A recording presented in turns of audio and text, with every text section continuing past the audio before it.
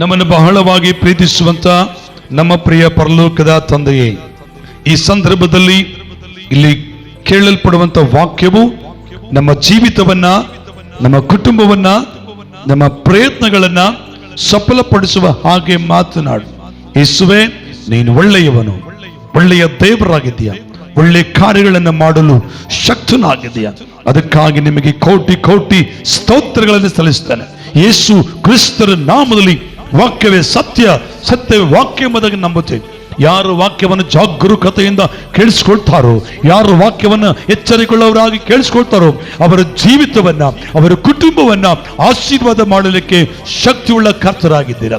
ಯೇಸುವಿನ ನಾಮಕ್ಕೆ ನಾವು ಅಡ್ಡ ಬಿದ್ದು ಬೇಡಿಕೊಳ್ಳುತ್ತೇವೆ. ಆತ್ಮನ ಕಾರ್ಯಗಳನ್ನು ಮಾಡ್ರಿ, ಅಂಧಕಾರದ ಶಕ್ತಿ ಹೋಗಿಲಾಡಿಸ್ರಿ. ವಾಕ್ಯಕ್ಕೆ ತಡೆ ಮಾಡುವಂತ, ವಾಕ್ಯಕ್ಕೆ ಅಡ್ಡಿ ಮಾಡುವಂತ ಎಲ್ಲ ಅಡ್ಡಿಗಳನ್ನ ಯೇಸು ನಾಮದಲ್ಲಿ ಬಿಡುಗಡೆ ಕೊಡ್ರಿ. ಹಾಗೆ ಮಾಡ್ತಾರಂತ ನಂಬಿ ಮಹಿಮೆ ನಿಮಗೆ, ಘನತೆ ನಿಮಗೆ, ಯೇಸು ನಾಮದಲ್ಲಿ ಆಮೆನ್, ಆಮೆನ್. ನಮ್ಮ ಜೀವಿತವನ್ನ ಕಟ್ತದೆ ದೇವ್ರ ವಾಕ್ಯ, ನಮ್ಮ ಕುಟುಂಬವನ್ನ ಬೆಳೆಸ್ತದೆ. ದೇವ್ರ ವಾಕ್ಯವೇ ಸತ್ಯ. ಇವತ್ತು ಎಷ್ಟೋ ಜನರು ವಾಕ್ಯಕ್ಕೆ ಪ್ರಾಮುಖ್ಯತೆ ಕೊಡಲ್ಲ, ಬೇರೆ ಎಲ್ಲದಕ್ಕೆ ಪ್ರಾಮುಖ್ಯತೆ ಕೊಡ್ತಾರೆ. ಹಾಡಿಗೆ ಪ್ರಾಮುಖ್ಯತೆ ಕೊಡ್ತಾರೆ, ಆರಾಧನೆಗೆ ಪ್ರಾಮುಖ್ಯತೆ ಕೊಡ್ತಾರೆ, ಸಾಕ್ಷಿಗೆ ಪ್ರಾಮುಖ್ಯತೆ ಕೊಡ್ತಾರೆ. ಅದೆಲ್ಲ ತಪ್ಪು ಅಂತ ಹೇಳ್ತಾ ಇಲ್ಲ ನಾನು. ಇದೆಲ್ಲದಕ್ಕಿಂತ ಮುಖ್ಯವಾದದ್ದು, ಇದೆಲ್ಲದಕ್ಕಿಂತಲೂ ಅಮೂಲ್ಯವಾದದ್ದು ದೇವರ ವಾಕ್ಯ. ಆಮೆನ್. ಹೇಳ್ರಿ, ವಾಕ್ಯವೇ ಸತ್ಯ, ಸತ್ಯವೇ ವಾಕ್ಯ. ಗಟ್ಟಿಗಟ್ಟಿ, ವಾಕ್ಯವೇ ಸತ್ಯ, ಸತ್ಯವೇ ವಾಕ್ಯ. ಓಕೆ, ಇವತ್ತು ನಾವು ಕೇಳುವಂತ ವಾಕ್ಯವೇನೆಂದ್ರೆ, ದೇವರಿಗೆ ನಾವು ನಂಬಿಗಸ್ತರಾಗಿ ನಡೆಯಬೇಕು. ಹೇಳ್ರಿ, ಅರಣ್ಯಕಾಂಡ ಪುಸ್ತಕ ತೆಗೆದಿದ್ರೆ 12ನೇ ಅಧ್ಯಾಯ ಅಂದ್ಕೊಳ್ತಾನೆ. 7ನೇ ವಚನ ಒಂದು ಸಾರಿ ನಾವು ಓದೋಣ. ಅರಣ್ಯಕಾಂಡ 12ನೇ ಅಧ್ಯಾಯ 7ನೇ ವಚನವನ್ನ ನಾವು ಓದಿಕೊಳ್ಳೋಣ. ನನ್ನ ಸೇವಕನಾದ ಮೋಶೆ ಅಂತವನಲ್ಲ, ಅವನು ನನ್ನ ಮನೆಯಲ್ಲೆಲ್ಲ ನಂಬಿಗಸ್ತನು. ಅವನ ಸಂಗಡ ನಾನು ಗೂಢವಾಗಿ ಅಲ್ಲ, ಪ್ರತ್ಯಕ್ಷದಲ್ಲಿ ಸ್ಪಷ್ಟವಾಗಿಯೇ ಮಾತಾಡುವೆನು. ಅವನು ಯೆಹೋವನ ಸ್ವರೂಪವನ್ನೇ ದೃಷ್ಟಿಸುವನು. ಹೇಗಿರಲು ನೀವು ನನ್ನ ಸೇವಕನಾದ ಮೋಶೆಗೆ ವಿರೋಧವಾಗಿ ಮಾತಾಡುವುದಕ್ಕೆ ಭಯಪಡಬೇಕಾಗಿತ್ತು ಎಂದು ಹೇಳಿ, సాకు తెలుగు. నా సేవకుడైన మోసే అట్టివాడు కాడు, అతడు నా ఇల్లంతటిలో నమ్మకమైన వాడు. నేను గూఢాభావములతో కాదు, దర్శనమిచ్చి ముఖాముఖిగా అతనితో మాట్లాడుదును. అతడు యెహోవా స్వరూపమును నిదానించి చూచును. కాబట్టి నా సేవకుడైన మోసేకు విరోధముగా మాట్లాడుటకు మీరెలా భయపడలేదనెను. చాలు, ದೇವರಿಗೆ ಸ್ತೋತ್ರವಾಗಲಿ. ದೇವರ ವಾಕ್ಯದ ಕಡೆಗೆ ಹೋಗೋಣ. ಈಗ ಮೋಸೆ ಎನ್ನುವಂತ ವ್ಯಕ್ತಿಯ ಬಗ್ಗೆ ಸ್ವಲ್ಪ ಸಮಯ ನಾವು ಧ್ಯಾನಿಸೋಣ. ಮೋಸೆ ಇಸ್ರಾಯೇಲ್ ಜನರನ್ನ ಐಗುಪ್ತ ದೇಶದಿಂದ ಹಾಲು ಜೇನು ಹರಿಯುವ ದೇಶಕ್ಕೆ ಕರೆದುಕೊಂಡು ಬಂದ ನಾಯಕನು. ಹೇಳ್ರಿ, ಮೋಸೆ ಯಾರು ಹೇಳ್ರಿ? ಇಸ್ರಾಯೇಲ್ ಜನರನ್ನ ಐಗುಪ್ತ ದೇಶದಿಂದ, ಕೈಗಳಿಲ್ಲ, ಐಗುಪ್ತ ದೇಶದಿಂದ ಹಾಲು ಜೇನು ಹರಿಯುವ ದೇಶಕ್ಕೆ ಕರೆದುಕೊಂಡು ಬಂದ ನಾಯಕನು. ಅಷ್ಟೇ ಅಲ್ಲ, ಆತನು ಪ್ರವಾದಿ ಸಾವುದು. ಹೇಳಿ ಹಲ್ಲೆಲೂಯಾ. ಇನ್ನೊಂದು ಹಲ್ಲೆಲೂಯಾ. ಮೋಸೆಯನ್ನ ಯಾರು ಬೆಳೆಸಿದ್ರು? ಮೋಸೆಯನ್ನು ಯಾರು ಬೆಳೆಸಿದ್ರು? ಅವ್ರ ಅಮ್ಮ ಬೆಳೆಸಿದ್ದಾರೆ. చెప్పు. ಮೋಸೆಯನ್ನು ಬೆಳೆಸಿದ್ದು, ಮೋಸೆಯನ್ನು ಎತ್ತಿದ್ದವ್ರ ತಾಯಿ, ಮೋಸೆಯನ್ನ ಆಡ್ತಿದ್ದವ್ರ ತಾಯಿ. ಆದ್ರೆ ಆ ಐಗುಪ್ತ ದೇಶದಲ್ಲಿ ಅವರಿದ್ರು ಇಸ್ರಾಯೇಲರು. ಐಗುಪ್ತ ದೇಶದಲ್ಲಿ ಇದ್ದ ಕಾರಣಕ್ಕಾಗಿ ಅವ್ರು ಏನ್ ಮಾಡಿದ್ರು ಅಂದ್ರೆ, ಅಲ್ಲಿ ಇಸ್ರಾಯೇಲರ ಗಂಡು ಮಕ್ಕಳನ್ನ ಸಾಯಿಸಬೇಕು, ಇಸ್ರಾಯೇಲರ ಗಂಡು ಮಕ್ಕಳನ್ನ ಬೆಳೆಯೋದಕ್ಕೆ ಬಿಡಬಾರ್ದು ಎಂಬುದಾಗಿ ಐಗುಪ್ತ ದೇಶದ ರಾಜನು ಕಾನೂನು ತಗೊಂಡು ಬಂದು 3 ವರ್ಷದ ಒಳಗಿರೋ ಮಕ್ಕಳನ್ನ ಸಂಹಾರ ಮಾಡಬೇಕೆನ್ನುವಂತ ಕಾನೂನು ತೆಗೆದುಕೊಂಡು ಬರ್ತಾನೆ. ಅಂತ ಟೈಮಲ್ಲಿ ಆ ಮೋಸೆಯ ತಾಯಿ ಇಬ್ರಿಯರವರು, ಆ ಮೋಸೆ ತಾಯಿ ಸೂಲಿಗಿತ್ತನ್ನು ಕಳಿಸ್ತಾರೆ. ಆ ರಾಜನು ಗಂಡು ಮಗು ಹುಟ್ಟಿದ್ರೆ ಸಾಯಿಸ್ಬಿಡ್ರಿ, ಹೆಣ್ಣು ಮಗು ಹುಟ್ಟಿದ್ರೆ ಉಳಿಸ್ರಿ ಅಂತ ಕಳಿಸ್ಕೊಡ್ತಾರೆ. ಆದರೆ ಆ ಸೂಲಗಿತ್ತಿಯವರು ದೇವರಿಗೆ ಭಯಪಟ್ಟು ದೇವರಿಗೆ ಎದುರುಕೊಂಡವರಾಗಿ ಗಂಡು ಮಕ್ಕಳನ್ನು ಬಿಟ್ಬಿಡ್ತಾರೆ, ಸಾಯಿಸಲ್ಲ. ದೇವರ ರಾಜನ ಮಾತು ಕೇಳಿ ಅವರು ಸಾಯಿಸಲಿಲ್ಲ, ಬಿಟ್ಟಾಕ್ತಾರೆ. ಬಿಟ್ಟ ಮೇಲೆ ಆ ಮೋಸೆ ತಾಯಿ ಆ ಮಗು ಎತ್ತ ಮೇಲೆ 3 ತಿಂಗಳು ಬಚ್ಚಿಟ್ಕೊಳ್ತಾಳೆ. ಬಚ್ಚಿಟ್ಕೊಂಡು ಇನ್ನು ದೊಡ್ಡವನಾದ್ಮೇಲೆ ಬಚ್ಚಿಟ್ಕೊಳ್ಳೋಕೆ ಆಗದ ಕಾರಣ ಆ ಮೋಸೆಯನ್ನ ಎಲ್ಲಿ ತಗೊಂಡೋಗಿ ಬಿಡ್ತಾಳೆ? ನಿಮ್ಮೆಲ್ಲರಿಗೂ ಗೊತ್ತಲ್ಲ, ನೈಲ್ ನದಿಯಲ್ಲಿ. ಆದರೆ ನಾನು ಸ್ವಲ್ಪ ನಿಮಗೆ ಅದ್ರ ಬಗ್ಗೆ ಸ್ವಲ್ಪ ಪರಿಚಯ ಕೊಡ್ಲಿಕ್ಕೆ ಭಾವಿಸ್ತೇನೆ, ಆಮೇಲೆ ನಾನು ಸಂದೇಶಕ್ಕೆ ಬರ್ತಾನೆ.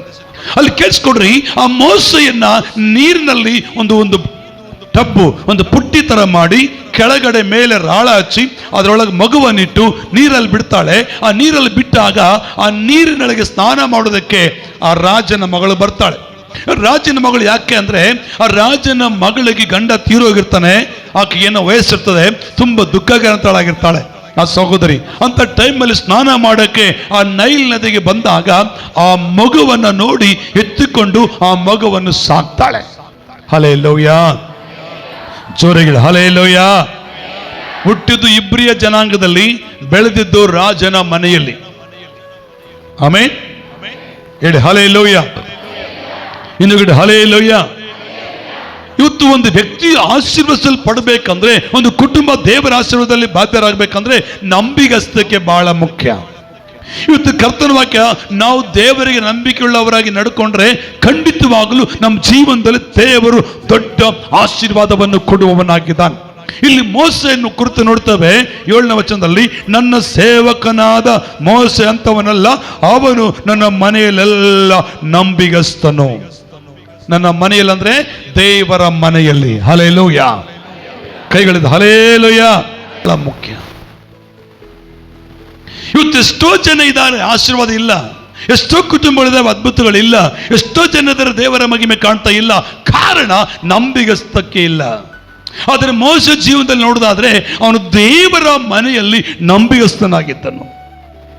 ಆಮೇಲೆ ಮೋಸೆ ಸಂಗಡ ಯಾಕೆ ದೇವರು ಮಾತಾಡಿದನು ಗೊತ್ತಾ? ಅವನು ನಂಬಿಗಸ್ತನಂತಂದು ಗೊತ್ತಿತ್ತು ದೇವರಿಗೆ. ಅವನು ನಂಬಿಗಸ್ತನ ದೇವರು ಗೊತ್ತಿದ್ದಕ್ಕಾಗಿಯೇ ಇನ್ನು ಕುರಿಕಾರು ಮೋಸೊಬ್ಬನಿದ್ದಿಲ್ಲ, ಬೇರೆ ಎಲ್ಲರಿದ್ರು. ಅಲ್ಲಿ ವಿಮೋಚನೆ ಕಾಂಡ ಪುಸ್ತಕದಲ್ಲಿ ನೋಡಿದ್ರೆ 3ನೇ ದಿನದಲ್ಲಿ ನೋಡಿದ್ರೆ ಮೋಸೊಬ್ಬನಿರಲಿಲ್ಲ, ಬೇರೆ ಎಲ್ಲರಿದ್ರು. ಆದರೆ ಅವರೆಲ್ಲರನ್ನು ಬಿಟ್ಟು ಮೋಸೆ ಸಂಗಡ ಯಾಕೆ ದೇವರು ಮಾತನಾಡ್ದ ಅಂದ್ರೆ, ಮೋಸೆ ಒಳ್ಳೆ ನಂಬಿಗಸ್ತನಾಗಿದ್ದನು.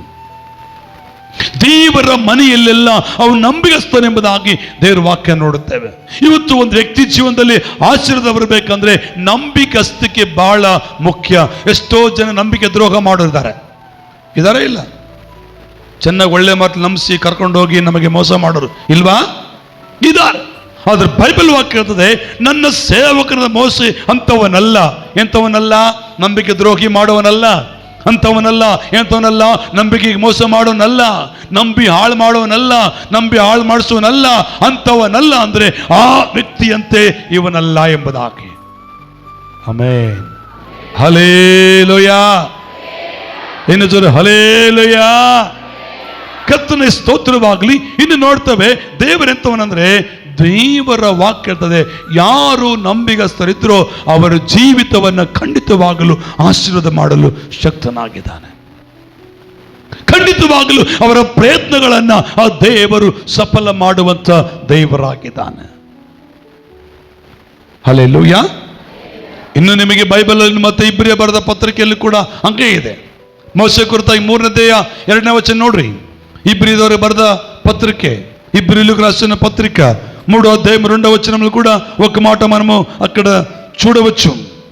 ದೇವರ ವಾಕ್ಯ ನಮಗೆ ಹೇಳ್ತದೆ, ಮೋಶೆಯು ದೇವರ ಮನೆಯಲ್ಲೆಲ್ಲ ನಂಬಿಗಸ್ತನಾಗಿದ್ದಂತೆಯೇ ಯೇಸುವು ತನ್ನನ್ನು ನೇಮಿಸಿದ ಆತನಿಗೆ ನಂಬಿಗಸ್ತನಾಗಿದ್ದಾನೆ. ದೇವರ ವಾಕ್ಯ ಹೇಳ್ತದೆ, ಮೋಶೆಯು ದೇವರ ಮನೆಯಲ್ಲೆಲ್ಲ ನಂಬಿಗಸ್ತನಾಗಿದ್ದಂತೆಯೇ ಯೇಸುವು ತನ್ನನ್ನು ನೇಮಿಸಿದ ಆತನಿಗೆ ನಂಬಿಗಸ್ತನಾಗಿದ್ದಾನೆ.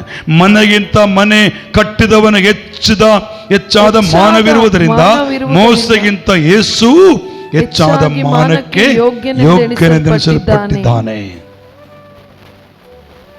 ಹಲ್ಲೆಲೂಯ ಹೇಳಿ, ಹಲ್ಲೆಲೂಯ. ಇವತ್ತು ನಾವು ದೇವ್ರ ನಂಬಿಗಸ್ತರಾಗಿದ್ದೀವ? ಒಂದ್ಸರಿ ಪರೀಕ್ಷೆ ಮಾಡಿಕೊಳ್ಳೋಣ. ಒಂದ್ಸರಿ ನಮಗೆ ನಾವು ಪರೀಕ್ಷೆ ಮಾಡಿಕೊಳ್ಳೋಣ. ದೇವರಿಗೆ ನಾವು ನಂಬಿಗಸ್ತ ನಡ್ಕೊಳ್ತಾ ಇದ್ದೀವ? ನಾವು ನಂಬಿಕೆಯಿಂದ ಜೀವನ ಮಾಡ್ತಾ ಇದ್ದೀವ? ದೇವರಿಗೆ ಮೋಸ ಮಾಡಿದೀವ? ಇಲ್ಲ ನಂಬಿಗಸ್ತ ನಡೆದಿದ್ದೀವ? ನೀವು ಮನಸ್ಸಾಕ್ಷಿಯಿಂದ ಹೇಳ್ರಿ. ಯಾರೆಲ್ಲ ಮೋಸ ಮಾಡ್ರಿ ನೀವು ಮನಸ್ಸಾಕ್ಷಿ ಒಪ್ಕೊಂಡ್ರೆ ಸಾಕು, ಕೈ ಎತ್ತದೇನು ಬೇಕಾಗಿಲ್ಲ. ಮಾಡಿ ನಾನೀಗ ತೆಗೆದ ದೊಡ್ಡ ಲಿಸ್ಟೇ ಬರ್ತದೆ, ದೊಡ್ಡ ಲಿಸ್ಟ್ ಬರ್ತದೆ. ಆದರೆ ಸ್ವಾಮಿ ಮೋಸೆ ಬಗ್ಗೆ ಒಂದು ಒಳ್ಳೆ ಸಾಕ್ಷಿ ಕೊಡ್ತಾನೆ. ದೇವರು ಮೋಸೆ ಬಗ್ಗೆ ಒಂದು ಒಳ್ಳೆ ಸಾಕ್ಷಿ ಕೊಡ್ತಾನೆ. ಇವನು ದೇವರ ಮನೆಯಲ್ಲಿ ನಂಬಿಗಸ್ತನು. ಆಮೆನ್. ಹಲ್ಲೆಲೂಯಾ. ಹೇಳಿಗಟ್ಟ ಹಲ್ಲೆಲೂಯಾ. ಎಂತ ನಂಬಿಗಸ್ತನಂದ್ರೆ ದೇವರ ಕರೆಯನ್ನ ಸ್ವೀಕಾರ ಮಾಡಲಿಕ್ಕೆ ನಂಬಿಗಸ್ತನಾಗಿದ್ದನು. ಎಂತ ನಂಬಿಗಸ್ತ? ನಂಬರ್ 1, ದೇವರ ಕರೆಯನ್ನ ದೇವರು ಕರೆದಾಗ ನಾನು ಬರುವುದಿಲ್ಲ ಸ್ವಾಮಿ, ನಾನು ಇರುವುದಿಲ್ಲ ಸ್ವಾಮಿ ಹೇಳಲಿಲ್ಲ. 3ನೇ ಅಧ್ಯಾಯದಲ್ಲಿ ಮೋಸೆ ಮೋಸೆ ಮೋಸೆ ಅಂತ ಕರೆದಾಗ ಏನಂತ ಗೊತ್ತಲ್ಲಿ, ಈಗೋ ಇದ್ದೇನೆ. ವಿಮೋಚನೆ ಕಾಂಡ 3ನೇ ಅಧ್ಯಾಯದಲ್ಲಿ ತೆಗಿರಿ. 3ನೇ ಅಧ್ಯಾಯ 2-3ನೇ ವಚನದಿಂದ ಓದ್ಕೊಂತ ಬಂದ್ರೆ ನಮಗಲ್ಲಿ ಕಾಣಲ್ಪಡ್ತದೆ. ದೇವರ ಮಕ್ಕಳೇ, ದೇವರು ಮೋಸೆ ಕುರಿತಾಗಿ ನಂಬರ್ 1 ಏನು ಹೇಳ್ತಾನೆ, ಒಂದು ಒಳ್ಳೆಯ ಒಂದು ಸಾಕ್ಷಿಯನ್ನು ನಾವಲ್ಲಿ ನೋಡಬಹುದು. ಪ್ರಿಯ ಜನರೇ, ಓದಿ ಸಿಕ್ಕರೆ ಓದಿ. ಅಲ್ಲಿ ಮುಳ್ಳಿನ ಪೊದೆಯೊಳಗೆ ಉರಿಯುವ ಬೆಂಕಿಯಲ್ಲಿ ಯೆಹೋವನ ದೂತನು ಅವನಿಗೆ ಕಾಣಿಸಿಕೊಂಡು ಹೇಗೆಂದರೆ, ಅವನು ಒಂದು ಮುಳ್ಳಿನ ಪೊದೆಯನ್ನು ಕಂಡನು. ಆ ಪೊದೆಯು ಬೆಂಕಿಯಿಂದ ಉರಿಯುತ್ತಿದ್ದರೂ ಅದು ಸುಟ್ಟು ಹೋಗದೆ ಇತ್ತು. ಆಗ ಮೋಶೆ, ನಾನು ದಾರಿ ಬಿಟ್ಟು ಈ ಆಶ್ಚರ್ಯವನ್ನು ನೋಡಿ ಪೊದೆಯ ಸುಟ್ಟು ಹೋಗದೆ ಇರುವುದಕ್ಕೆ ಕಾರಣವನ್ನು ತಿಳಿದುಕೊಳ್ಳುವೆನು ಅಂದುಕೊಂಡನು. ನೋಡುವುದಕ್ಕೆ ಅವನು ದಾರಿ ಬಿಟ್ಟಿದ್ದನ್ನು ಯೆಹೋವನು ಕಂಡನು. ದೇವರು ಆ ಪೊದೆಯೊಳಗಿಂದ ಮೋಶೆಯೇ ಮೋಶೆಯೇ ಎಂದು ಕರೆದನು. ಅದಕ್ಕವನು ಇಗೋ ಇದ್ದೇನೆ ಅಂದನು. ದೇವರು ವಾಕ್ಯ ಹೇಳ್ತದೆ ಎಷ್ಟು ನಂಬಿಗಸ್ತನು ಅಂದ್ರೆ, ದೇವರು ಮೋಸೆಯನ್ನು ಕರೆದ ಕೂಡಲೇ ನನ್ನ ಕರೆದ್ನ, ಬೇರೆ ಯಾರನ್ನ ಕರೆದ್ನ, ಈ ತರ ಯೋಚನೆ ಮಾಡಲಿಲ್ಲ, ಈ ತರ ಯಾರನ್ನೋ ಆಲೋಚನೆ ಮಾಡಿ ಕೂತ್ಕೊಳ್ಳಿಲ್ಲ. ರಿಟರ್ನ್ ಕೂಡಲೇ ಉತ್ತರ ಕೊಡ್ತಾನೆ, ಮೋಸೆ ಮೋಸೆ ಎಂದು ಕರೆದನು. ಅದಕ್ಕೆ ಅವನು ಈಗೋ ಇದ್ದೇನೆ. ಎಷ್ಟು ಲೇಟ್ ಮಾಡ್ದಲ್ಲಿ? ಏನ್ ತುಂಬಾ ಲೇಟ್ ಮಾಡ್ದೈತಲ್ ವಾಕ್ಯ? ಅದಕ್ಕೆ ಆತನು ಕೂಡಲೇ ಉತ್ತರ ಕೊಟ್ಟ, ಈಗೋ ಇದ್ದೇನೆ ಸ್ವಾಮಿ ಅಂದ್ರೆ. ಅಷ್ಟು ನಂಬಿಗಸ್ತನಾಗಿದ್ದನು ಮೋಸೆ. ಮೋಸೆ ಮೂಲಕ ಅಷ್ಟು ಅದ್ಭುತ ಕಾರ್ಯಗಳನ್ನು ಮಾಡಲಿಕ್ಕೆ ಕಾರಣ ಏನು ಗೊತ್ತಾ? ಮೋಸೆ ಕೈ ಚಾಚಿದ ಕೂಡಲೇ ಸಮುದ್ರ 2 ಭಾಗ ಆಗಲಿಕ್ಕೆ ಕಾರಣ ಏನು ಗೊತ್ತಾ? ಮೋಸೆ ಬಂಡೆಗೆ ಹೊಡೆದ ಕೂಡಲೇ ನೀರು ಬರಲಿಕ್ಕೆ ಕಾರಣ ಏನು ಗೊತ್ತಾ? ಮೋಸೆ ಕೈಗಳೆತ್ತಿ ಮೇಲೆ ಪ್ರಾರ್ಥಿಸುವಾಗ ಅಗ್ನಿಸ್ತಂಭ, ಮೇಘಸ್ತಂಭ ಅವೆಲ್ಲ ಬರಲಿಕ್ಕೆ ಕಾರಣ ಏನು ಗೊತ್ತಾ? ಆ ಮೋಸೆ ದೇವರಿಗೆ ನಂಬಿಗಸ್ತನಾಗಿ ನಡೆದುಕೊಂಡಿದ್ದನು. ಹಲ್ಲೆಲೂಯಾ. ಜೋರಗಳು ಹಲ್ಲೆಲೂಯಾ. ದೇವರ ವಾಕ್ಯ ಇರ್ತದೆ, ಮೋಸೆಯು ದೇವರ ಕರೆಯನ್ನ ಸ್ವೀಕಾರ ಮಾಡುವಂತ ನಂಬಿಗಸ್ತನು. ನಂಬರ್ 1. ನಂಬರ್ 2, ದೇವರ ವಾಕ್ಯ ಇರ್ತದೆ ಪ್ರಿಯರೇ, ದೇವರ ವಾಕ್ಯಕ್ಕೆ ವಿಧೇಯತ್ವ ತೋರಿಸುವಂತ ನಂಬಿಗಸ್ತನು. ಮೋಸೆ ಅಂತ ನಂಬಿಗಸ್ತನೋ? ದೇವರ ವಾಕ್ಯಕ್ಕೆ ವಿಧೇಯತ್ವ ತೋರಿಸುವಂತ ನಂಬಿಗಸ್ತನು. ಬೈಬಲ್ ವಾಕ್ಯನ ತೆಗಿರಿ. 7ನೇ ಅಧ್ಯಾಯ 6ನೇ ವಚನದಲ್ಲಿ ಆ ಮಾತು ನಮಗೆ ಕಾಣಲ್ಪಡುತ್ತದೆ ಪ್ರಿಯ ಜನರೇ. ಅದು ವಿಮೋಚನೆ ಕಾಂಡ 7ನೇ ಅಧ್ಯಾಯ 6ನೇ ವಚನ. Thank you Jesus. ಯೆಹೋವನ ಆಜ್ಞೆಯಂತೆಯೇ ಮೋಶೆ ಆರೋನರು ಮಾಡಿದರು. ಅವರು ಫರೋಹನ ಹತ್ತಿರ ಮಾತಾಡಿದ ಕಾಲದಲ್ಲಿ ಮೋಶೆ 80 ವರ್ಷದವನು, ಆರೋನನು 83 ವರ್ಷದವನು ಆಗಿದ್ದರು. ಕರ್ತನಿಗೆ ಸ್ತೋತ್ರವಾಗಲಿ. ದೇವರ ವಾಕ್ಯ ಹೇಳ್ತದೆ, ಅಲ್ಲಿ ನೋಡ್ತವೆ ಮೋಸೆ 2ನೇದಾಗಿ ದೇವರ ವಾಕ್ಯಕ್ಕೆ ವಿಧೇಯತ್ವ ತೋರಿಸುವಂತ ನಂಬಿಗಸ್ತನು. ಇವತ್ತು ಎಷ್ಟೋ ಜನ ಇದ್ದಾರೆ, ಹೇಳ್ಕೊಳ್ತಾರೆ ನಾನು ನಂಬಿಗಸ್ತನಾಗಿರ್ತಂತ. ನಂಬಿಕೆ ದ್ರೋಹ ಮಾಡ್ತಾರ್ರಿ,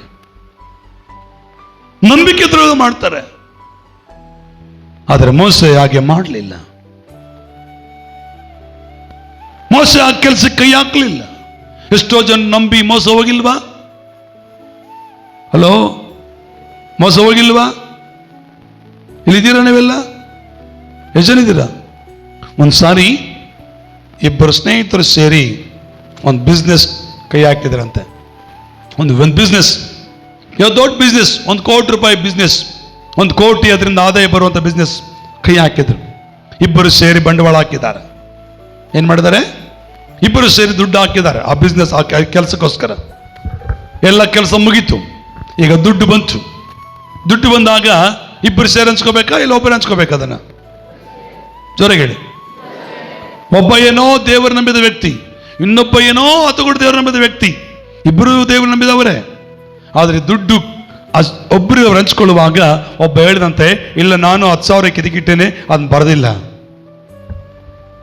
ಹೌದಾ, ಸರಿಯಪ್ಪ ತಗೋ ಬರ್ಕೊ. ಸ್ವಲ್ಪ ಇನ್ನು ಲೆಕ್ಕ ಮಾಡಬೇಕಾದ್ರೆ ಇನ್ನೊಂದ್ಸರಿ ಆ ವ್ಯಕ್ತಿಯನ್ನ ಅದೇ ವ್ಯಕ್ತಿ, ಇಲ್ಲ ನಾನು ಆ ಕಡೆಗೆ ಒಂದು 5,000 ಕೊಟ್ಟಿದ್ದೆ, ಅದು ನಾನು ಬರೆದಿಲ್ಲ. ಸರಿ ತಗೋ ಆಯ್ತು. ಮತ್ತೆ ಸ್ವಲ್ಪ ಹೊತ್ತಾದ್ಮೇಲೆ, ಇಲ್ಲ ನಾನು ಅಲ್ಲೊಂದು 6,000 ಅವ್ರಿಗೆ ಕೊಟ್ಟಿದ್ದೆ, ನಾನು ಬರ್ದಿಲ್ಲ ಗಿರ್ಜಮ್ಮ, ಬರ್ದಿಲ್ಲ. ಮತ್ತೆ ತಗೋ. ಎಷ್ಟಾಯ್ತು? 10. ಆಮೇಲೆ ಇದ್ದೀರಾ? ಎಷ್ಟೇನಿದ್ದೀರಾ? ಫಸ್ಟ್ ಎಷ್ಟು? 10, 5, 6 ಎಷ್ಟಾಯ್ತು? 21,000 ಆಯ್ತು. ಸರಿ 21,000 ತಗೊಂಡು ಹೋಗಂತೇಳಿ ಕೊಟ್ಬಿಟ್ರು. ಈತನು ತನಗೆ ಬಂದ ಲಾಭವನ್ನು ತಗೊಂಡು ಮನೆಗೆ ಹೋಗ್ತಾ ಇದ್ದಾನೆ. ಈತನು ತಗೊಂಡು ಹೋಗ್ತಾ ಇದ್ದಾನೆ. ಹೆಚ್ಚಿಗೆ ಎಷ್ಟು ತಗೊಂಡು ಹೋದಾತನು? ಎಷ್ಟು? 21,000. ಪರವಾಗಿಲ್ಲ, ಚಿಂತೆಯಿಂದ ಆತನು ಏನು ಹಿಂಗಾಯ್ತಲ್ಲ, ಕರೆಕ್ಟಾಗಿ ಹೇಳಿದ್ನಲ್ಲ, ಇವತ್ತು ಹಾಕಿ ಹಿಂಗೆ ಹೇಳ್ದೆ ಯೋಚನೆ ಮಾಡ್ಕಂತ ಒಬ್ಬ ವ್ಯಕ್ತಿ ನಂಬಿಗಸ್ತ ಹೋಗ್ತಾ ಇದ್ದಾನೆ. ಈ ಅಪನಂಬಿಗಸ್ತನು 21,000 ಬಂದ್ಬಿಡ್ತು ಬಿಡು ನನಗೆ ಅಂತೇಳಿ ಹೋಗ್ತಾ ಇದ್ದಾನೆ. ಹಾಲೆಲೂಯಾ, ಜೋರಾಗಿ ಹಾಲೆಲೂಯಾ. ಹೋಗ್ತಿರ್ಬೇಕಾದ್ರೆ ಆತನ ಪಾಡಿಗೆ ಆತನ ಮನೆಗೆ ಹೋದನು, ಈತನ ಪಾಡಿಗೆ ಈತನ ಮನೆಗೆ ಹೋದನು ಬೈಕ್ ಹಾಕೊಂಡು. ಈ ಬೈಕ್ ಹಾಕೊಂಡು ಹೋಗ್ಬೇಕಾದ್ರೆ 21,000 ರೂಪಾಯಿ ತೆಗೆದುಕೊಂಡು ಹೋಗೋ ವ್ಯಕ್ತಿಯ ಒಂದು ಬೈಕ್ ಆಕ್ಸಿಡೆಂಟ್ ಆಯಿತು. ಏನಾಯ್ತು? ಆಕ್ಸಿಡೆಂಟ್ ಆಗಿ ಬಿದ್ದು ಹೋದ, ಮೂರ್ಛೆ ಹೋಗಿದ್ದ, ತಲೆಗೆ ಏಟು ಬಿದ್ದು ಪ್ರಜ್ಞೆ ತಪ್ಪಿದ್ದು ಹೋದ. ದುಡ್ಡೇ ಎಲ್ಲಿದೆ? ಜೋಬಲ್ಲಿದೆ, ಬೈಕಲ್ಲಿದೆ, ಎಲ್ಲಿದೆ ಗೊತ್ತಿಲ್ಲ. ಆ ದುಡ್ಡು ಯಾರು ತಗೊಂಡ್ರೋ ಗೊತ್ತಿಲ್ಲ. ಹಾಸ್ಪಿಟಲ್ ಅಡ್ಮಿಟ್ ಆಗಿದ್ದಾನೆ. ಹೆಂಡತಿ ಬಂದರು, ಈಗ ಗೊತ್ತಾಯ್ತು. ಮತ್ತೆ ಸ್ನೇಹಿತನ ಬಂದ, ಹಾಸ್ಪಿಟಲ್ ಸೇರಿಸಿದ್ರು. ಮುಂದುವರೆ ತಿಂಗಳಾದ್ಮೇಲೆ ಸ್ವಲ್ಪ ಚೇತರಿಸ್ಕೊಂಡು ಮನೆಗೆ ಬಂದ. ನಾನು ಸ್ವಲ್ಪ ಬೇಗ ಹೇಳಿದ್ದೇನೆ. 1.5 ತಿಂಗಳಾದ್ಮೇಲೆ ಮನೆಗೆ ಬಂದಾಗ, ಯಾಕೆ ಸ್ನೇಹಿತ ಏನು ಹಿಂಗಿದ್ದಕ್ಕೆ ಅಂದಂಗಾಯ್ತು, ಚೆನ್ನಾಗೆ ಮಾತಾಡಿದವಲ್ಲ ಅಂದರೆ, ಅವಾಗ ಹೇಳ್ತಾನಂತೆ ಈ ವ್ಯಕ್ತಿ, ದಯಮಾಡಿ 21,000 ರೂಪಾಯಿ ಅಲ್ಲಪ್ಪ, 40,000 ರೂಪಾಯಿ ವಾಪಸ್ ಕೊಡ್ತೀನಿ. ನಿನ್ನ ದುಡ್ಡು ಅನ್ಯಾಯ ತಗೊಳ್ಬಾರ್ದಾಗಿತ್ತು, ನಾನು ತಗೊಂಡ್ಬಿಟ್ಟೀನಿ. ನಿನ್ನ ನಂಬಿಕೆ ದ್ರೋಹ ಮಾಡಿದೆ, ನಾನು ಮೋಸ ಮಾಡಿದೆ ಅಂತ ಹೇಳ್ತಾನೆ. ಯಾರು? ಓಕೆ, 40,000 ವಾಪಸ್ ಕೊಟ್ಟಂಬಿಡ್ರಿ, ತಗೊಂಡು ಅನ್ಕೊಳ್ರಿ. ಆತನ ಆರೋಗ್ಯ ಬಂತ, ಅದು ದುಡ್ಡು ಆತ ಮನೆ ಸೇರ್ತಾ, ಅವ್ರ ಹೆಂಡತಿ ಮಕ್ಕಳ ಕೈಯಲ್ಲಿ ಹೋಯ್ತಾ? ಯಾಕೆ ನನ್ನ ಮಾತು ಹೇಳ್ತಂದ್ರೆ, ಇಲ್ಲಿ ಮೋಸ ಅಂತವನಲ್ಲ. ಇವತ್ತು ನಿನ್ನ ಕುಟುಂಬದಲ್ಲಿ ದೇವರ ಅದ್ಭುತ ಮಾಡಬೇಕಂದ್ರೆ, ನಿನ್ನ ಜೀವನದಲ್ಲಿ ಆ ದೇವರ ಕಾರ್ಯ ನಡಿಬೇಕಂದ್ರೆ, ನೀನು ದೇವರಿಗೆ ನಂಬಿಗಸ್ತ ನಡೆ. ನೀನು ಕೂತ್ಕೊಳ್ಳೋದು, ಮಲಕೊಳ್ಳೋದು, ಎದ್ದೇಳೋದು ದೇವರು ನೋಡ್ತಾ ಇದ್ದಾನೆ. ಹಲ್ಲೆಲೂಯಾ. ಇನ್ನು ಜೋರು ಹಲ್ಲೆಲೂಯಾ. 24 ಗಂಟೆ ನಿಮ್ಮ ಅಪ್ಪ ಅಮ್ಮನ ಜೊತೆಗೆ ಇರಂಗಿಲ್ಲ ರೀ. 24 ಗಂಟೆ ನಿನ್ನ ಗಂಡ ಜೊತೆಗಿರಂಗಿಲ್ಲ, ಹೆಂಡತಿ ಜೊತೆಗಿರಂಗಿಲ್ಲ, ನಿನ್ನ ಮಕ್ಕಳ ಜೊತೆಗಿರಂಗಿಲ್ಲ, ನಿಮ್ಮ ಪಾಸ್ಟರ್ ಕೂಡ ಜೊತೆಗಿರಂಗಿಲ್ಲ. ನೀನು ನಂಬಿರೋ ದೇವರು ನಿಮ್ಮ ಜೊತೆ ಯಾವಾಗಲೂ ಇರುವವನಾಗಿದ್ದಾನೆ.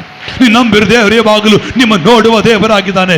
ಈತನ ಯಾರು ನಂಬಿಗಸ್ತು ನಡೀತಾರೋ ಅವರ ಕುಟುಂಬದಲ್ಲಿ, ಅವರ ಜೀವನದಲ್ಲಿ ದೇವರು ದೊಡ್ಡ ಕಾರ್ಯಗಳನ್ನು ಮಾಡಲಿಕ್ಕೆ ಶಕ್ತನಾಗಿದ್ದಾನೆ. ಇವತ್ತು ಯಾರು ನಂಬಬೇಕು, ಯಾರನ್ನ ಬಿಡಬೇಕು ಕನ್ಫ್ಯೂಸ್ ಆಗ್ತದೆ. ನಾವು ಯಾರು ನಂಬ್ತೀವೋ ಅವರೇ ನಮಗೆ ಮೋಸ ಮಾಡ್ತಾರೆ. ನಾವು ಯಾರು ನಂಬಿಕೆಯಿಂದ ಅವ್ರ ಜವಾಬ್ದಾರಿ ಕೊಡ್ತೀವೋ ಅವರೇ ನಮಗೆ ನಾಶ ಮಾಡ್ತಾರೆ. ಅದಕ್ಕೆ ಬೈಬಲ್ ವಾಕ್ಯ ಹೇಳ್ತದೆ, ಮೋಸೆ ಅಂಥವನಲ್ಲ. Hallelujah, hallelujah. నేనొన్నానని అందరూ అంటారు, కష్టాలు బాధలు తొలగిపోతారు. కమాన్. నేనున్నాను అందరూ అంటారు, కష్టాలు బాధలు తొలగిపోతారు. దీనుడనై అందుడనై అనాథగానే నిలిచాను, దీనుడనై అందుడనై అనాథగానే నిలిచాను. నువ్వు రావాలేసయ్యా, నువ్వు రావాలేసయ్యా, నువ్వు రావాలేసయ్యా, నువ్వు రావాలేసయ్యా. ఎవరు లేక ఒంటరినై అందరికేనే దూరమై ఎవరు లేక ఒంటరినై అందరికేనే దూరమై అనాథగానే నిలిచాను నీవు రావాలి రవలి నీవు రావాలి యేసయ్యా నీవు రావాలి అయ్యా నీవు రావాలి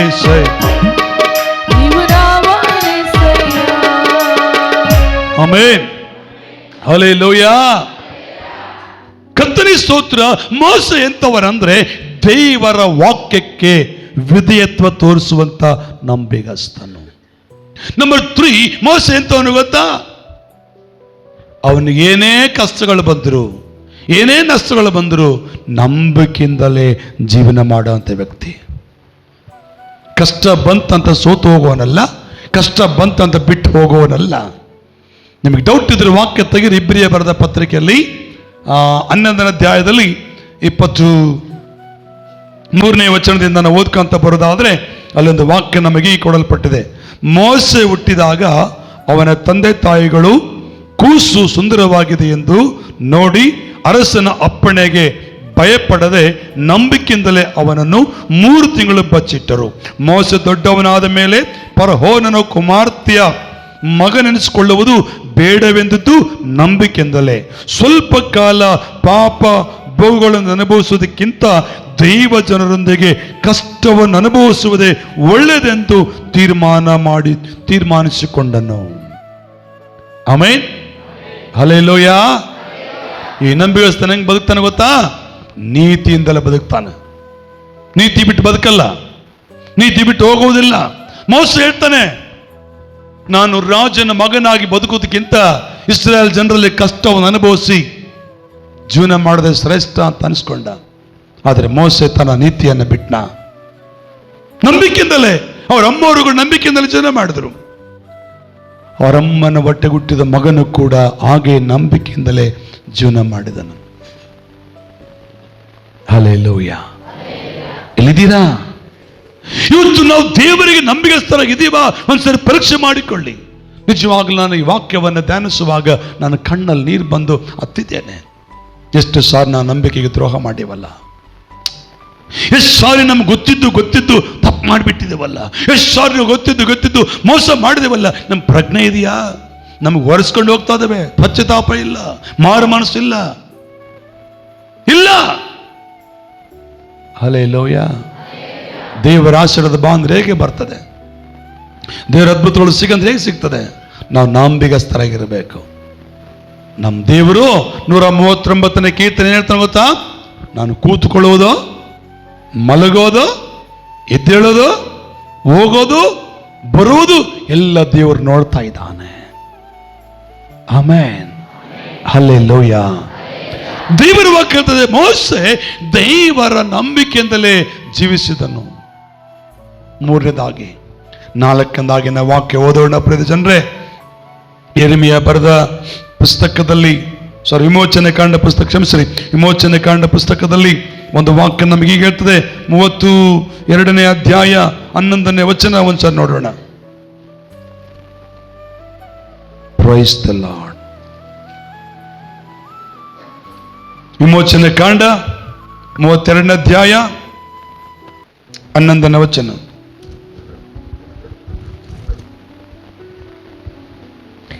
ಆಗ ಮೋಶೆ ತನ್ನ ದೇವರಾದ ಯೆಹೋವನನ್ನು ಬೇಡಿಕೊಂಡು, ಯೆಹೋವನೇ, ನೀನು ಮಹಾಶಕ್ತಿಯಿಂದಲೂ ಭುಜಬಲದಿಂದಲೂ ಐಗುಪ್ತ ದೇಶದಿಂದ ಬಿಡಿಸಿದ ನಿನ್ನ ಪ್ರಜೆಗಳ ಮೇಲೆ ಕೋಪದಿಂದಿರುವುದೇಕೆ? ಐಗುಪ್ತರು ನಿನ್ನ ವಿಷಯದಲ್ಲಿ ಯೆಹೋವನು ಕೇಡು ಮಾಡಬೇಕೆಂಬ ಅಭಿಪ್ರಾಯದಿಂದಲೇ ಇಸ್ರಾಯೇಲರನ್ನು ಇಲ್ಲಿಂದ ಕರಕೊಂಡು ಹೋದನಲ್ಲ. ಅವರನ್ನು ಬೆಟ್ಟಗಳಲ್ಲಿ ಸಾಯಿಸಿ ಭೂಮಿಯಲ್ಲಿ ಉಳಿಯದಂತೆ ನಿರ್ಮೂಲ ಮಾಡುವುದಕ್ಕೇನೆ ಅವರನ್ನು ಕರಕೊಂಡು ಹೋದನೆಂದು ಹೇಳುವುದಕ್ಕೆ ಆಸ್ಪದವಾಗಬೇಕು ಬೇಕೇ? ನೀನು ರೋಷಾಗ್ನಿಯನ್ನು ಬಿಟ್ಟು ನಿನ್ನ ಪ್ರಜೆಗಳಿಗೆ ಕೇಡನ್ನು ಮಾಡದೆ ಮನಸ್ಸನ್ನು ಬೇರೆ ಮಾಡಿಕೋ. ನಿನ್ನ ಸೇವಕರಾದ ಅಬ್ರಾಮ್, ಇಸಾಕ್, ಯಾಕೋಬರನ್ನು ನೆನಪಿಗೆ ತಂದುಕೋ. ನೀನು ನಿನ್ನ ಜೀವದಾಣೆ ಪ್ರಮಾಣ ಮಾಡಿ ಅವರಿಗೆ, ನಾನು ನಿಮ್ಮ ಸಂತತಿಯನ್ನು ಹೆಚ್ಚಿಸಿ ಆಕಾಶದ ನಕ್ಷತ್ರಗಳಷ್ಟು ಅಸಂಖ್ಯವಾಗಿ ಮಾಡುವೆನೆಂದು ನಾನು ಸೂಚಿಸಿರುವ ಈ ಪ್ರದೇಶಗಳನ್ನೆಲ್ಲ ನಿಮ್ಮ ಸಂತತಿಯವರಿಗೆ ಕೊಡುವೆನೆಂದು ಅವರು ಈ ದೇಶವನ್ನು ಶಾಶ್ವತವಾಗಿ ಸ್ವಾಧೀನದಲ್ಲಿಟ್ಟುಕೊಳ್ಳುವರೆಂದು ಮಾತಾಡಿಕೊಳ್ಳಲಿಲ್ಲವೇ ಅಂದನು. ಆಮೇಲೆ ಆಗ ಯೆಹೋವನು ತನ್ನ ಪ್ರಜೆಗಳಿಗೆ ಮಾಡುವೆನೆಂದು ತಾನು ಹೇಳಿದ ಕೇಡಿನ ವಿಷಯದಲ್ಲಿ ಮನಸ್ಸನ್ನು ಬೇರೆ ಮಾಡಿಕೊಂಡನು. ಹಲ್ಲೆಲೂಯಾ. ಮೋಸೆ ಎಂತವನು ಗೊತ್ತಾ? ತನ್ನ ಜನರಿಗೋಸ್ಕರವಾಗಿ ಮಧ್ಯಸ್ಥಿಕನಾಗಿ ಕಣ್ಣೀರಿಟ್ಟು ಗೋಳಾಡಿ ದೇವರ ಮನಸ್ಸು ಬದಲಾಗುವ ರೀತಿಯಲ್ಲಿ ಪ್ರಾರ್ಥನೆ ಮಾಡುವ ವ್ಯಕ್ತಿ. ದೇವರ ಮನಸ್ಸನ್ನೇ ಬದಲಾವಣೆ ಮಾಡಿದೆ. ಅವರೇ, ನಿನ್ನ ಮನಸ್ಸು ಬದಲು ಮಾಡ್ಕೋ, ಈ ಜನರ ನಾಶ ಮಾಡಬೇಡ. ಅಲ್ಲಿ 9 ವಚನ ಹೀಗೆ ಹೇಳ್ತದೆ, ನಿಮಗಿನ್ನೂ ಅರ್ಥ ಆಗ್ಬೇಕಂದ್ರೆ 9 ವಚನ ಹೀಗೆ ಹೇಳ್ತದೆ, ಇದಲ್ಲದೆ ಯೆಹೋವನು ಮೋಸೆಗೆ, ಈ ಜನರ ಸ್ವಭಾವವನ್ನು ನಾನು ನೋಡಿದ್ದೇನೆ, ಇವರು ನನ್ನ ಆಜ್ಞೆಗೆ ಬಗ್ಗದವರಾಗಿದ್ದಾರೆ, ಆದ ಕಾರಣ ನೀನು ನನ್ನನ್ನು ತಡೆಯಬೇಡ, ನನ್ನ ಕೋಪಾಗ್ನಿ ಉರಿಯಲಿ, ಅವರನ್ನು ಭಸ್ಮ ಮಾಡುವೆನು, ತರುವಾಯ ನಿನ್ನಿಂದಲೇ ಬೇರೆ ಒಂದು ದೊಡ್ಡ ಜನಾಂಗ ಉಂಟಾಗುವಂತೆ ಮಾಡುವನು ಎಂಬುದಾಗಿ ದೇವರು ಹೇಳ್ತಾನೆ. ಅಂದರೆ ಜನರು ನಂಬಿಗಸ್ತರಾಗಿಲ್ಲ. ಐಗುಪ್ತ ದೇಶದಿಂದ ಬಿಡಿಸ್ಕೊಂಡು ಬಂದ್ರು ದೇವರವ್ರನ್ನ, ಅಲ್ಲಿ ಬಾನಿಸತ್ವದಲ್ಲಿದ್ರು, ಬಿಟ್ಟಿ ಕೆಲಸ ಮಾಡ್ತಾ ಇದ್ರು, ಭಯಂಕರವಾದಂಥ ಕಷ್ಟದಲ್ಲಿ ಪಡ್ತಾ ಇದ್ರು. ಅಂತ ಕಷ್ಟದಿಂದ ಬಿಡಿಸ್ಕೊಂಡು ಬಂದ್ರೆ, ಅಂತ ಕಷ್ಟದಿಂದ ಹೊರಗೆ ತಗೊಂಡು ಬಂದ್ರೆ ಇವ್ರು ನಂಬಿಗಸ್ತರಾಗಿರ್ಬೇಕಾಗಿತ್ತು. ಆದರೆ ನಂಬಿಗಸ್ತರಾಗಿ ಅವ್ರು ಇರಲಿಲ್ಲ. ನಂಬಿಕೆ ದ್ರೋಹ ಮಾಡಿದ್ರು, ನಂಬಿಕೆಗೆ ಮೋಸ ಮಾಡಿದ್ರು. ಅವ್ರ ಕಷ್ಟ ಹೆಂಗಿತ್ತು ಗೊತ್ತಮ್ಮ? ವಿಮೋಚನೆ ಕಾಂಡದಲ್ಲಿ ನೋಡ್ತೇವೆ ನಾವು 4ನೇ 5ನೇ ಅಧ್ಯಾಯದಲ್ಲಿ, ಅವರ ಗೋಳು ನನಗೆ ಮುಟ್ಟಿದೆಪ್ಪ, ಹೋಗಿ ಬಿಡಿಸ್ಕೊಂಬ ಅಂತ ಹೇಳ್ತಾನೆ ದೇವರು ಮೋಸೆಗೆ. ಬಿಡಿಸ್ಕೊಂಡು ಬಂದ್ಮೇಲೆ ಇವರು ಮದ ಏರಿದ್ರಂತೆ. ಮದ ಏರಿ ದೇವರ ನಂಬಿಗಸ್ತರಾಗಿ ನಡ್ಕೊಳ್ಳಿಲ್ಲ, ಬಗ್ಗಲಿಲ್ಲ ದೇವರಿಗೆ. ನನಗೆಲ್ಲ ಇದೆ, ನಮಗೆಲ್ಲ ಬರ್ತಿದೆ ಎಂಬುದಾಗಿ ಗರ್ವದಿಂದ ಬಾಧೆ ಪಡುವಾಗ ದೇವ್ರು ಹೇಳ್ತಾನೆ, ಇವ್ರನ್ನ ಭಸ್ಮ ಮಾಡ್ತೇನೆ ಅಂತ. ಮಾಡಿಬಿಡಿ ದೇವರೇ ಅಂದ ಮೋಸೆ.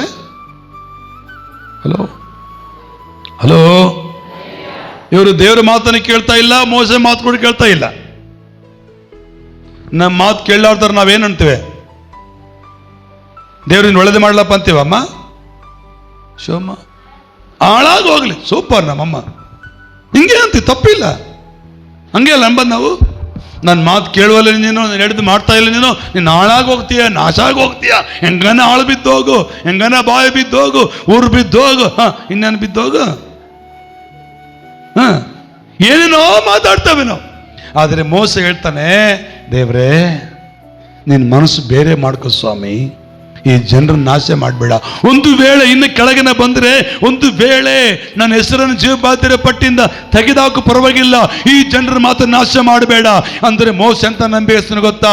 ತನಗೆ ತಾನು ನಷ್ಟವಾದರೂ ಇನ್ನೊಬ್ಬರಿಗೆ ನಷ್ಟ ಮಾಡುವನಲ್ಲ, ತನಗೆ ನಷ್ಟವಾದರೂ ಇನ್ನೊಬ್ಬರಿಗೆ ನಷ್ಟ ಮಾಡುವನಲ್ಲ ಅಂತ ನಂಬಿಕೆಸ್ತನು ಮೋಸೆ.